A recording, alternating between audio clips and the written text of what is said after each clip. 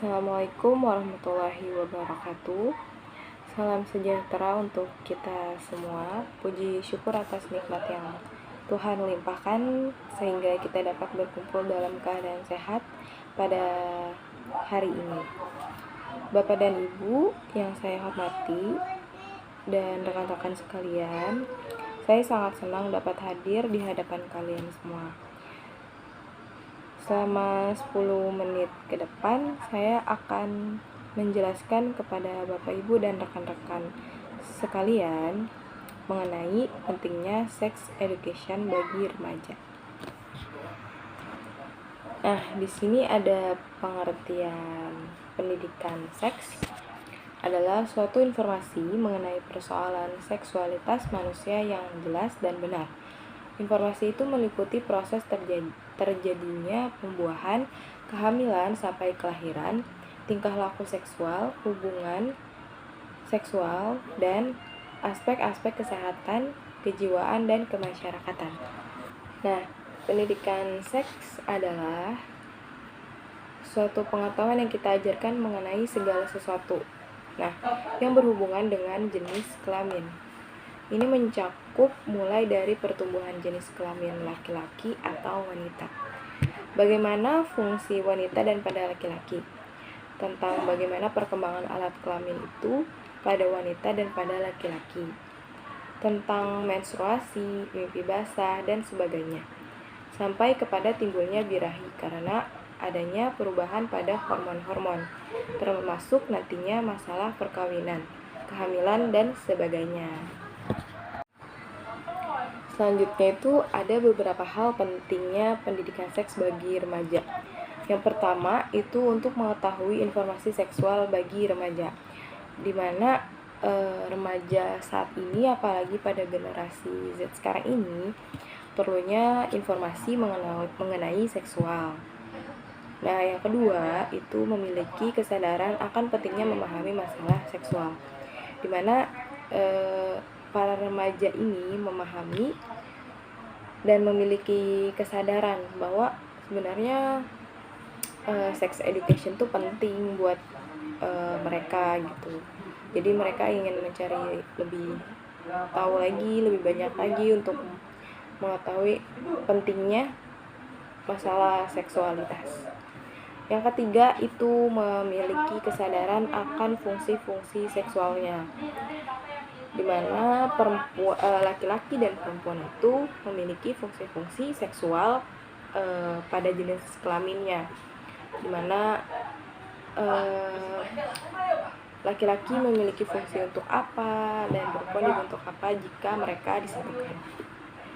Dan yang keempat itu memahami masalah-masalah seksualitas remaja, yang pastinya di setiap namanya seksualitas di mana hubungan antara manusia yang berjenis kelamin laki-laki dan perempuan pasti ada masalah-masalah seksualitas, dan itu perlu dipahami untuk berlangsungnya kegiatan seksualitas.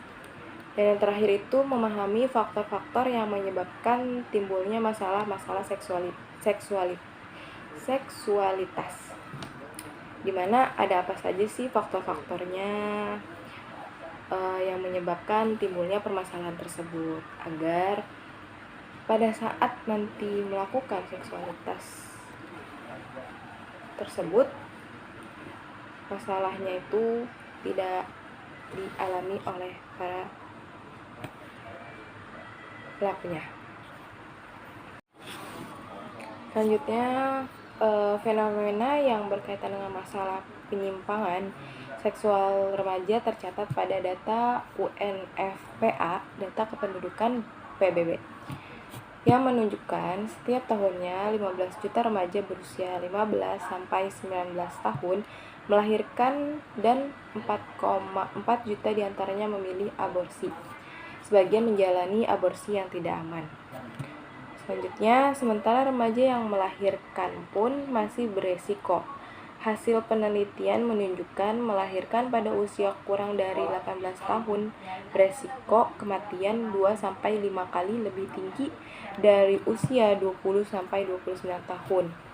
Aktivitas seksual remaja menambah ke masalah lain, yaitu 100 juta tertular penyakit kelamin secara global, 40% dari kasus HIV dan AIDS terjadi pada usia 15-24 tahun. Ini berarti tiap hari ada 7.000 remaja terinfeksi HIV. Selanjutnya itu untuk kondisi di Indonesia, majalah Sibili nomor 12 tahun 11 pada tanggal 1 Januari 2004 melaporkan hasil penelitian tentang penyimpangan seksual di kalangan remaja, yaitu hasil penelitian Yayasan Peyangan Jawa Barat di 7 kota besar di Jawa Barat menunjukkan bahwa sebanyak 21% siswa SLTP dan 35% siswa SMU disinyalir telah melakukan homoseksual. Kemudian hasil survei pelajar Islam Indonesia (PII) dengan menyebarkan angket ke 400 responden yang berusia antara 12 sampai 24 tahun yang berdomisili di berbagai kota di Jawa Barat menunjukkan 75% pelajar dan mahasiswa telah melakukan seks. Penelitian terhadap mahasiswi di Jogja yang dilakukan oleh LIP sebanyak 97% mahasiswi sudah tidak perawan lagi. Kemudian selanjutnya ada 2 faktor mengapa sex education sangat penting bagi remaja.